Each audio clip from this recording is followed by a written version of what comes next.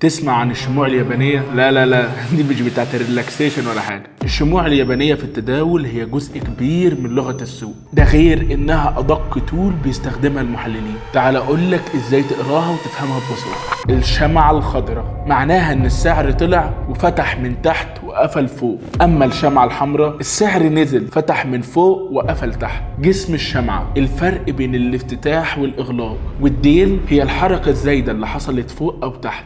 ده غير ان في شموع معينة بتدي اشارات. الهامر ممكن تدل على انعكاس صعودي، والشوتينج ستار اللي بتدل على انعكاس هبوطي، او الدوجي اللي بتدل على انعكاس في السوق، وغيرهم كتير. ولو عايز تعرفهم بالتفصيل اكتب لي في التعليقات. الشموع مش مجرد رسمة، دي أداة بتخليك تشوف حركة السعر ومين سيطر، المشتريين ولا البايعين. ولو عايز تتعلم اكتر عن التداول وتكون من المسيطرين تابعني.